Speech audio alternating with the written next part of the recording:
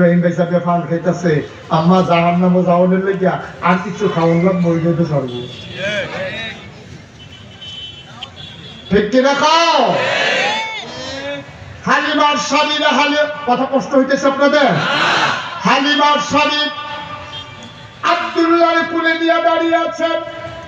হালিমা ডাক দিয়া কয়, স্বামী আমার আপনি বাইরে দাঁড়ান, আমি একটু ভেতরে দেখে আসি, পছন্দ হইলে না বানাইলে দরকার নাই, এতিম মানুষ। হালিমা দরজায় দাঁড়াইলেন। আসসালামু আলাইকুম ওয়া রাহমাতুল্লাহ। ভেতর থেকে আমেনা কয়, ওয়ালাইকুম আসসালাম ওয়া রাহমাতুল্লাহ। কে কে বাইরে দাঁড়িয়ে আমারে সালাম দেয়? আমার নাম হালিমা। কয় কোন হালিমা? আমি তায়েফ থেকে এসেছি। কয় চিনলাম না। আমার নাম হালিমা তুসাদিয়া। মা আমেনা ডাক দিয়া কয়, কেন কান্দ, কেন সালাম দিলা, কেন দরজায় দাঁড়িয়ে আছো? হালিমা ডাক দিয়া কয়, আমেনা গো, শুনলাম তোমার ঘরে নাকি একটা বাচ্চা আছে।